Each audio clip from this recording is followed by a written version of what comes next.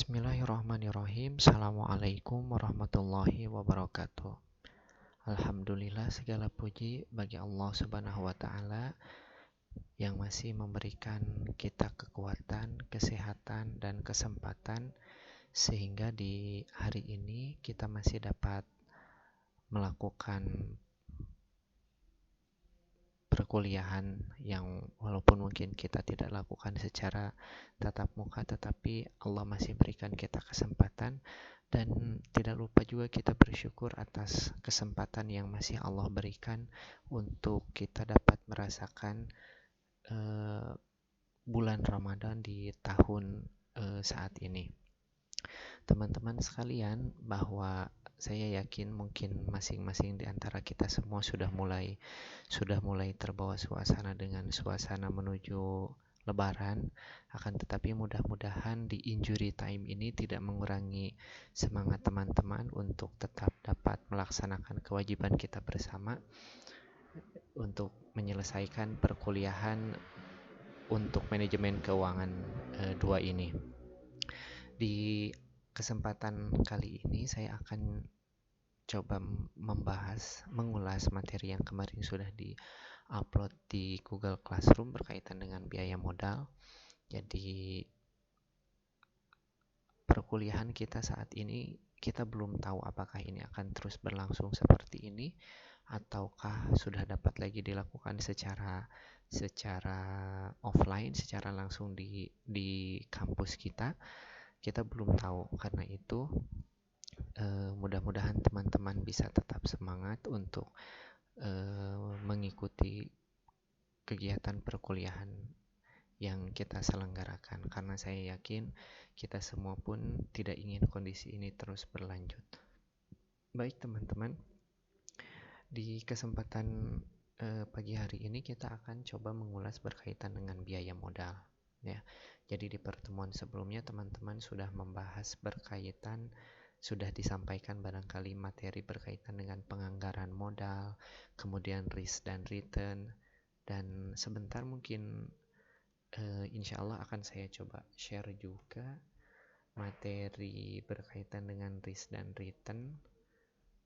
Nanti teman-teman bisa masuk di sini nih, bentar ya.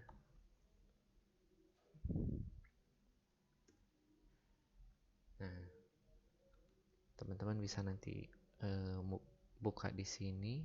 Di sini ada materi berkaitan dengan materi risk dan return yang pernah disampaikan di perkuliahan sebelumnya. Nanti insya Allah linknya akan saya coba share juga di Classroom untuk menambah wawasan kita bersama, ya.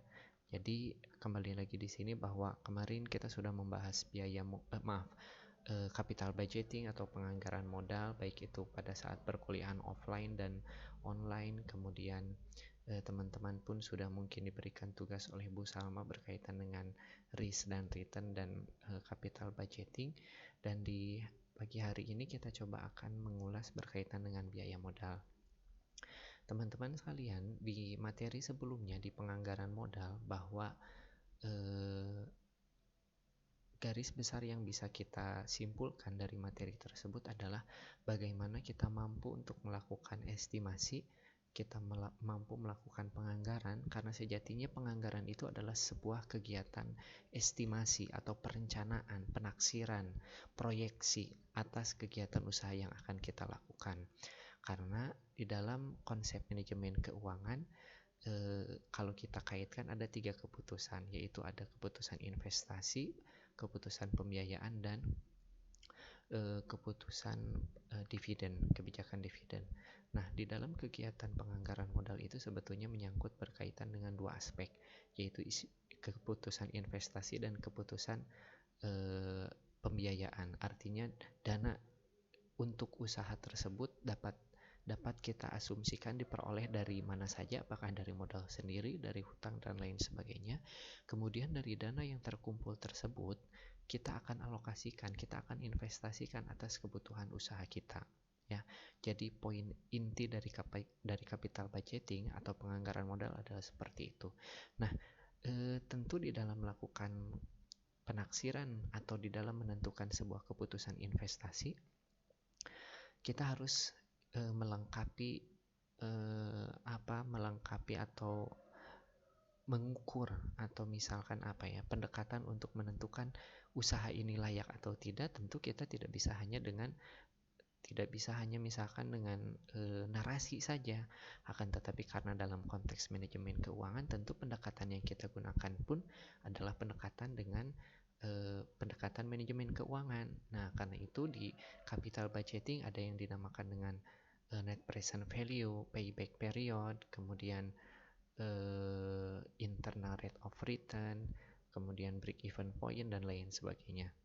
Nah, itu semua kita gunakan adalah sebagai sebuah pendekatan untuk mengukur estimasi keuangan, ya. Artinya usaha ini layak atau tidak, kita lihat dari mana? Ya dari pendekatan keuangannya. Misalkan misalkan kegiatan investasi itu akan dilakukan selama misalkan 5 tahun, tetapi ternyata proyeksi kas yang kita susun, ternyata dana yang dibutuhkan tersebut tidak mampu kembali dalam waktu 5 tahun, sehingga kita harus melakukan pendekatan secara lebih objektif dan lebih tepat, ya. Nah, di risk dan return pun dibahas berkaitan, artinya ada kaitan dengan capital budgeting dan biaya modal, karena di dalam risk dan return itu menyangkut bagaimana tingkat risiko yang harus kita tanggung dan seberapa besar return yang akan kita peroleh.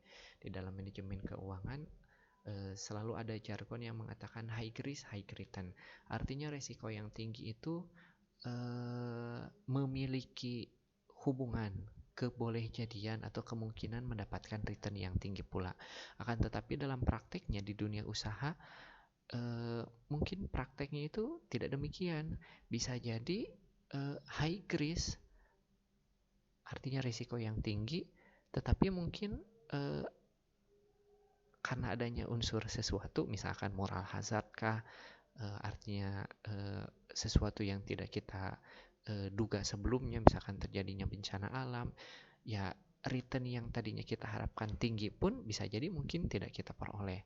Nah, karena itu artinya kita sebagai manusia adalah melakukan sebuah upaya meminimalisir sebesar mungkin risiko yang terjadi. Nah, karena itu pendekatan-pendekatan tersebut dilakukan. Nah, di biaya modal, nah kembali lagi ke dalam fungsi manajemen keuangan, memenuhi kebutuhan dana dan menggunakan dana yang tersedia dalam perusahaan. Ini yang tadi saya katakan di awal, jadi kaitannya dengan keputusan investasi dan keputusan pembiayaan. Nah, jika kita lihat di dalam laporan keuangan neraca, itu di dalamnya itu berisi tentang di dalam laporan keuangan neraca itu berisi tentang aktiva dan pasiva. Aktiva itu adalah hartanya perusahaan, pasiva itu adalah modal tambah equity, hutang tambah equity, ya, atau hutang tambah modal. Nah, kita kembali lagi kaitkan dengan materi yang ada di slide ini. Di dalam laporan keuangan neraca, dan ini pernah saya singgung di dalam perkuliahan perdana kalau tidak salah, bahwa di dalam laporan keuangan neraca itu menggambarkan seberapa besar harta, aktiva, kekayaan yang dimiliki oleh perusahaan. Nah, dalam konteks laporan keuangan neraca tersebut ada kemungkinan yang terjadi itu. Yang pertama, misalkan perusahaan tersebut adalah perusahaan yang baru lahir, atau misalkan startup lah kalau istilah saat ini. Jadi perusahaan itu baru perusahaan yang dirintis. Kemudian ada yang dinamakan juga perusahaan yang sudah berjalan, misalkan ongoing, yang sudah eksis. Nah, tentu posisi dari statement di dalam laporan keuangan neraca tersebut maknanya berbeda. Maksudnya apa? Untuk perusahaan yang baru lahir, yang baru go public lah, ya. Jadi misalkan di neraca itu di harta terdiri dari misalkan ada kasnya, ada peralatannya, ada tanahnya. Jadi misalkan ada fixed asetnya, kemudian ada juga misalkan persediaan bahan baku, bangunan, dan lain sebagainya. Artinya itu adalah jenis-jenis harta atau kebutuhan harta yang dibutuhkan oleh perusahaan untuk menjalankan kegiatan usahanya. Nah, sekarang taruh saja misalkan di aktiva tersebut muncul angka 100 juta. Nah, sekarang kaitannya dengan pasifa apa? Karena di dalam laporan keuangan neraca itu aktiva sama dengan pasifa. Ya, jadi kalau misalkan kita melihat laporan keuangan, aktivanya tidak sama dengan pasifa, berarti laporan keuangan tersebut keliru. Ada miss di situ. Nah, jadi misalkan kembali lagi laporan keuangan neraca untuk aktivanya misalkan 100 juta. Tentu di pasifa pun harus 100 juta. Misalkan hutang, atau misalkan yang dominan itu yang paling mudah diperoleh adalah dari modal. Dari kebutuhan dana 100 juta, dari kebutuhan investasi 100 juta atas usaha tersebut, kita akan biayai dari pembiayaan mana saja, apakah dari modal sepenuhnya atau dari hutang. Nah, kalau kita kaitkan dengan slide ini, jadi jenis kalau boleh saya ini kan mungkin di sini itu sebetulnya mungkin pembiayaannya itu dari mana saja, apakah dari modal sendiri, dari hutang, dari penerbitan saham dan lain sebagainya. Nah, jadi antara aktiva dan pasifa itu harus sama. Nah, kaitannya dengan biaya modal apa? Kaitannya antara biaya modal dengan antara aktiva dengan pasifa ini artinya misalkan kita memperoleh dana itu 50 juta dari 100 juta itu dari modal sendiri. Nah, 50 jutanya itu akan kita peroleh dari mana? Misalkan dari hutang. Pertanyaannya, tentu pada saat kita memperoleh pinjaman hutang, itu ada biaya yang harus kita peroleh atau mungkin tanda petik bunga. Nah, bunga yang harus kita bayar setiap bulan, setiap periode itu senilai berapa? Nah, tentu tidak mungkin dana tersebut kita peroleh secara cuma-cuma, walaupun tentu kalau saya kaitkan dengan konsep di dalam Islam, tentu kita di dalam memberikan pinjaman uang, kita tidak boleh mematok sejumlah persentase tertentu sebagai tambahan dari dana yang kita pinjamkan, karena itu adalah riba. Tetapi karena kita berada di dalam konteks manajemen secara konvensional, tentu kita mengesampingkan itu dan kita bahasnya secara konsep konvensional. Nah, jadi kaitannya dengan biaya modal di sini artinya berapa besar biaya yang harus kita keluarkan atas dana yang akan kita peroleh. Intinya seperti itu, ya. Kita lanjut.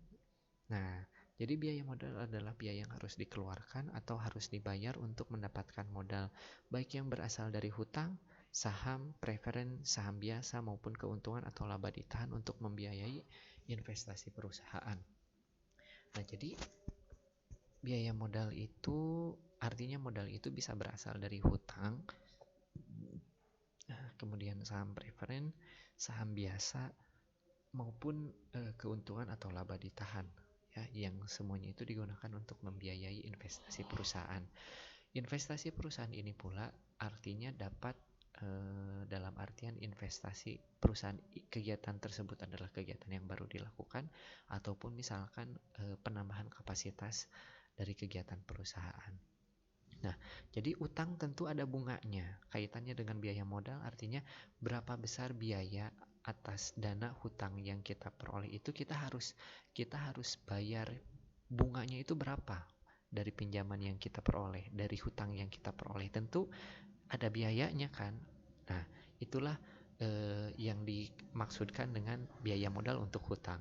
Kemudian untuk saham preferen dan saham biasa, artinya kedua jenis saham ini tentu memiliki tingkat persentase dalam hal pada saat memperoleh keuntungan akan dibagikan dalam bentuk dividen. Tentu itu pun ada persentasenya karena orang membeli saham itu dengan orientasi ingin memperoleh dividen, ya. Jadi seperti itu. Dan misalkan kaitannya dengan biaya modal untuk keuntungan atau laba ditahan, kaitannya bahwa di dalam kegiatan RUPS atau rapat umum pemegang saham, disitulah disepakati misalkan keuntungan perusahaan 100 juta. Dari 100 juta itu apakah 100 jutanya itu akan dibagikan kepada seluruh pemegang saham atau hanya sebagian, dengan catatan sebagian lagi itu digunakan untuk kegiatan operasional perusahaan. Itulah yang dinamakan dengan laba ditahan. Nah, jika di dalam rapat umum pemegang saham itu ada kesepakatan untuk melakukan keputusan laba ditahan, tentu para pemegang saham akan mempersyaratkan ketentuan. Misalkan apa? Dari laba ditahan itu boleh sebagian dari keuntungan itu tidak dibagikan semua dalam bentuk dividen, sebagiannya misalkan disimpan untuk laba ditahan untuk kegiatan operasional perusahaan, tetapi misalkan para pemegang saham mempersyaratkan di tahun depan bahwa persentase keuntungan atau persentase dividen yang ingin saya peroleh sekian, artinya naik dari yang saat itu mungkin dibagikan. Nah, tentu itu pun merupakan gambaran dari biaya yang harus kita keluarkan atas perolehan modal dalam bentuk laba ditahan.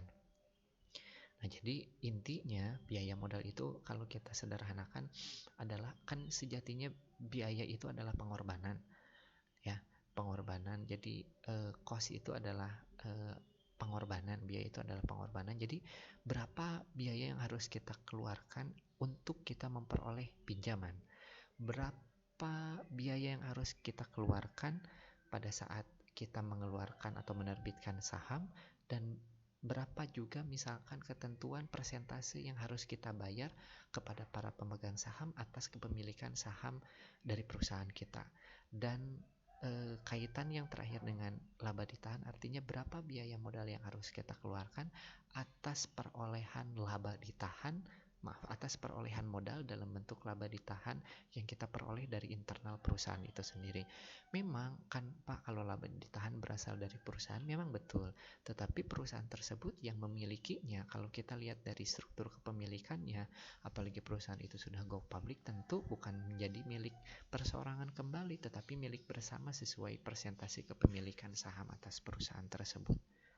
Ya, mudah-mudahan teman-teman bisa ikuti. Nah, konsep biaya modal yang tadi saya maksudkan seperti ini. Jadi biaya modal adalah biaya yang secara real harus ditanggung oleh perusahaan untuk memperoleh dana, baik yang berasal dari hutang, saham preferen, saham biasa, maupun laba ditahan untuk mendanai suatu investasi atau perusahaan. Nah, penentuan besarnya biaya modal dimaksudkan untuk mengetahui berapa besar biaya real yang harus dikeluarkan perusahaan untuk memperoleh dana yang diperlukan. Nah, teman-teman harus dibedakan antara biaya dengan harga. Karena kemarin di dalam kegiatan pelatihan kewirausahaan di materi perencanaan keuangan, bahwa ada salah satu peserta yang mengatakan, Pak, kok kenapa kegiatan usaha saya hanya balik modal, tidak pernah ada untungnya. Nah, saat itu saya menyampaikan, barangkali kita keliru di dalam menentukan, jadi kita keliru di dalam mendefinisikan antara biaya dengan harga, ya. Jadi kalau biaya itu adalah ini pengorbanan real, atau berapa besar sejumlah uang yang harus kita keluarkan, misalkan untuk memproduksi barang ini, membuat walkie-talkie atau membuat laptop. Nah, biayanya berapa? Bahan bakunya berapa? Tenaga kerjanya berapa? Itu biaya, artinya sejumlah pengorbanan yang mungkin kita konversi dalam bentuk nominal uang. Nah, bedanya dengan harga apa? Harga di dalamnya itu sudah termasuk biaya ditambah dengan persentase keuntungan yang ingin kita peroleh. Jadi kalau biaya modal, biaya untuk membuat handphone ini 1 juta, kemudian kita menginginkan keuntungan 200.000, sehingga harga ini adalah 1.200.000. Seperti itu yang dimaksudkan dengan biaya dan harga. Kaitannya dengan slide ini apa? Artinya setelah kita mengetahui berapa biaya real yang harus kita keluarkan atas perolehan modal yang kita peroleh, baik itu dalam bentuk hutang, saham maupun laba ditahan, kita dapat menentukan target kegiatan usaha kita, sehingga kita memperoleh keuntungan dari kegiatan usaha tersebut. Kenapa? Misalkan begini, biaya modal keseluruhan itu atas kebutuhan dana itu 10 juta. Nah, berarti kita harus memperoleh pendapatan dari kegiatan usaha itu di atas 10 juta. Ya, supaya kita mendapatkan keuntungan, supaya kita mendapatkan laba, atau supaya kita memperoleh dana yang kita gunakan untuk kegiatan operasionalnya kita. Karena kalau kita hanya misalkan melakukan kegiatan usaha sama dengan biaya modal, berarti tidak ada untungnya kegiatan usaha yang kita lakukan, ya. Nah, selanjutnya dari sisi investor, tinggi rendahnya required rate of return merupakan tingkat keuntungan. Sedangkan dari sisi perusahaan yang menggunakan dana merupakan biaya modal yang harus dikeluarkan untuk mendapatkan modal yang dibutuhkan. Ini maksudnya misalkan apakah investor itu dalam artian investor yang ada dalam perusahaan tersebut, atau misalkan investor di sini dimaksudkan adalah investor baru yang akan membeli saham, ya. Jadi kalau misalkan investor ini adalah investor baru yang akan membeli saham, misalkan nih, saya perusahaan, saya jual saham. Saham ini satu lembarnya misalkan nanti persentase dividennya itu misalkan 2%, ya. Artinya kan satu saham dengan saham lain tentu persentasenya tidak akan sama, ya. Nah, maksudnya adalah investor ini dia akan menilai. Artinya 2% itu bagi investor tersebut apakah sebuah tawaran yang menarik atau tidak. Kalau misalkan ternyata menurut dia itu lebih tinggi misalkan dibandingkan dia investasikan secara langsung, atau dia misalkan simpan dalam bentuk deposito, tentu dia mungkin akan membeli saham tersebut. Tetapi sebaliknya, jika kalau misalkan saham tersebut persentasenya itu persentase keuntungannya itu di bawah misalkan kemungkinan keuntungan yang dia bisa peroleh, atau di bawah dari persentase bunga deposito, mungkin dia akan menginvestasikannya dalam sektor lain. Nah, artinya required rate of return atau tingkat suku bunga tersebut, tingkat biaya modal yang dipersyaratkan tersebut adalah di satu sisi bagi investor itu adalah menunjukkan tingkat keuntungan yang akan dia peroleh. Tetapi dari sisi perusahaan, persentase itu pun menjadi tingkat biaya modal yang harus dia keluarkan, yang harus dia kembalikan. Jadi kalau misalkan tingkat keuntungan yang harus dikembalikan biaya modalnya 10%, berarti dia harus paling tidak melakukan kegiatan usaha sehingga kewajiban untuk memenuhi 10% itu tercapai. Bahkan harusnya lebih dari 10%, artinya produktivitas perusahaan itu harus lebih supaya bisa melewati angka 10% itu, supaya mendapatkan dana untuk kegiatan operasional, untuk memperoleh keuntungan, ya, seperti itu. Itu dari sisi investor dan dari sisi perusahaan, ya. Nah, kemudian biaya modal dapat dihitung berdasarkan biaya modal masing-masing, atau artinya kita hitung berdasarkan jenis sumber dana atau sumber modal masing-masing. Karena di dalam kegiatan perusahaan tentu modalnya tidak mungkin semuanya berasal dari modal sendiri. Mungkin ada yang dinamakan dengan modal sendiri, ada yang berasal misalkan dari pinjaman perbankan, dari penerbitan saham, dari penerbitan obligasi, dan lain sebagainya. Nah, selanjutnya karena berbagai sumber dana tersebutlah ada pendekatan yang kita dapat gunakan untuk menghitung berapa biaya yang harus kita keluarkan atas persentase misalkan. Karena kan kalau misalkan kita butuh dana 100 juta, kita butuh dana 100 juta untuk kegiatan investasi, tidak mungkin semuanya kita danai dari hutang, karena tidak mungkin juga bank dia mau memberikan pinjaman dana sedangkan di situ tidak terdapat persentase dari modal pemilik usaha, ya. Sehingga di dalam permodalan perusahaan ada misalkan dari modal sendiri, hutang, dan itu tentu persentase atau nilainya tidak mungkin sama, ya. Sehingga kita menghitung biaya secara keseluruhan dari komposisi modal yang ada, ya. Ini tadi sudah kita bahas konsep biaya modal erat kaitannya dengan tingkat keuntungan yang dipersyaratkan. Nah, ini biaya modal individu. Nanti mungkin eh, untuk lebih jelasnya contohnya mungkin nanti saya akan coba sampaikan dalam bentuk contoh soal yang mungkin itu menjadi tugas dari akhir perkuliahan kita ya. Teman-teman, mungkin di hari ini saya akhiri mungkin materi untuk biaya modal ini eh, sampai di sini. Nanti teman-teman, insya Allah saya akan coba share juga materi berkaitan dengan biaya modal ini secara keseluruhan, apa dalam bentuk eh, soft file ya. Nanti mungkin apakah per chapter atau mungkin secara keseluruhan buku tersebut, nanti supaya mungkin teman-teman pun bisa mencoba untuk lebih memahami dari slide yang saya sampaikan ini. Baik, itu saja mungkin, kurang lebihnya mohon dimaafkan. Wabillahi taufiq wal hidayah. Wassalamualaikum warahmatullahi wabarakatuh.